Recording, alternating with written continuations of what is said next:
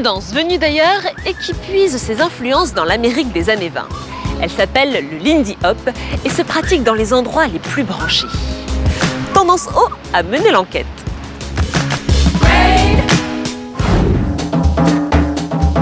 New York, Londres ou Stockholm, le Lindy Hop fait son grand retour dans les soirées branchées. Mais le Lindy Hop, qu'est-ce que c'est ? Donc le Lindy Hop, c'est un petit peu le rétro, le swing. C'est une danse entraînante, gaie, pleine de bonne humeur. Vraiment, c'est une danse pour s'amuser. Né à la fin des années 20, le Lindy Hop s'est développé dans la communauté noire américaine de Harlem. C'est un mélange de plusieurs danses provenant des quatre coins des États-Unis, le Charleston, le Breakaway et le Collegiate.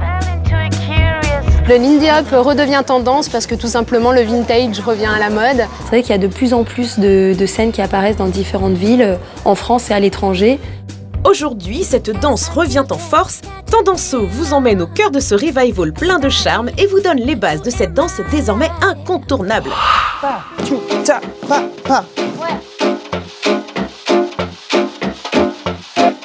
Nous sommes chez Brother Swing, au cœur d'un cours de Lindy Hop.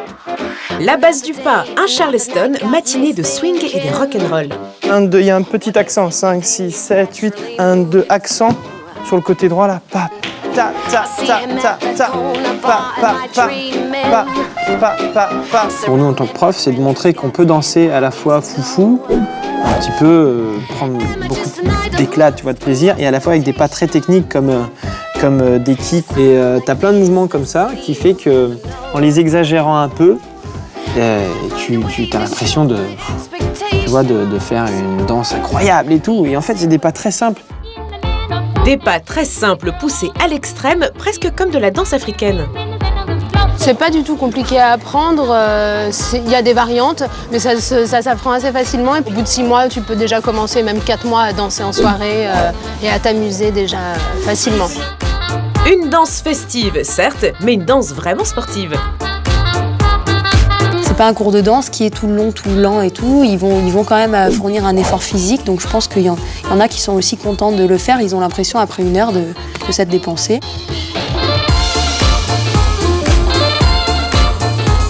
On s'amuse, c'est heureux, moi ça me rend heureuse. On se sent complètement imprégné d'une autre époque et c'est ça que j'aime, c'est le fait de se sentir complètement voyager dans une autre époque.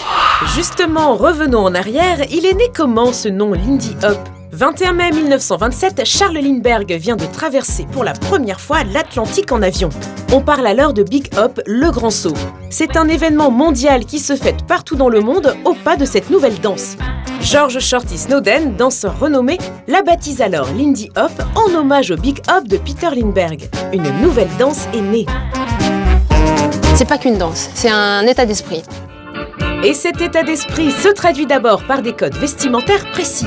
Aujourd'hui, Nawel a rendez-vous dans une boutique vintage.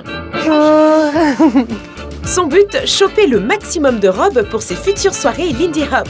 Pour aller danser en soirée Lindy Hop, je peux vraiment pas concevoir d'y aller en jean, c'est clair. Je me sentirais pas dedans. Ce qui est fort dans les soirées Lindy Hop, c'est justement quand tu te sens tout à coup transporté dans l'époque du Lindy Hop. Vous avez par exemple ce genre de robe, moi je vous verrais bien là-dedans. Ah oui. Ah oui, c'est joli, mais bon, c'est pas tellement un évent ça, si ? Donc voilà une petite robe de style Charleston qui a l'avantage d'être un petit peu plus courte pour pouvoir danser plus facilement, mais qui est quand même ornée de franges, ce qui donne du mouvement, bien évidemment. Voilà qui est plus en phase avec le Lindy Hop. Et pour les chaussures, on fait quoi ? C'est assez confortable et puis c'est typique, on appelle ça un modèle baby, typique années 20. Et vous serez bien pour danser parce que ça va vous maintenir le coup de pied. De toute façon, pour danser, il faut ou une bride là ou un salomé. Une grande soirée Lindy Hop se prépare. Les caméras de Tendance O ont eu le plaisir d'y être invitées. Pour Polo, le professeur de danse, hors de question d'aller danser sans une coupe d'époque. C'est Nicky, un personnage tout droit sorti des années 20, qui s'apprête à le transformer en gentleman old school.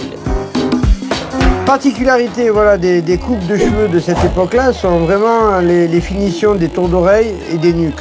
Toujours à 2 doigts du col. De façon à pas salir les chemises, les vestes aussi, quand ils mettaient les vestes de costume. Tu vois. Et c'est vrai que des nuques comme celle-là, très peu de personnes les font aujourd'hui. Ouais. Ça fait partie d'un ensemble, tu vois. Ah bah ouais, quand tu danses bien habillé, avec une bonne coupe de cheveux, voilà, c'est ça. T'as les mèches qui volent et tout, ça le fait quoi, ça le fait grave. Quoi. Moustache impeccable et nuque dégagée, Polo est paré pour la fête. Direction un haut lieu de la nuit parisienne, ici plus de 300 personnes ont joué le jeu. Vêtements, coiffures, on se croirait revenu au début des années 30. Oui, j'ai sorti une très belle robe comme tu peux le constater. Et puis je me suis fait une super coiffure. Je me sens beaucoup plus à l'aise quand je suis habillée vintage ou rétro. On peut s'amuser, on peut jouer un rôle, on peut être quelqu'un d'autre.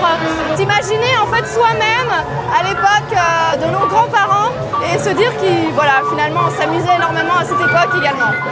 Mais ce qui est particulièrement fascinant dans ce revival, c'est cet étrange parallèle.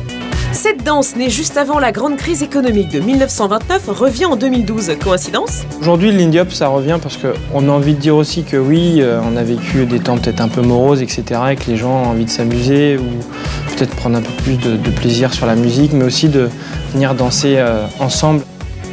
La bonne nouvelle, c'est qu'en temps de crise, nous avons plus que jamais envie de nous amuser.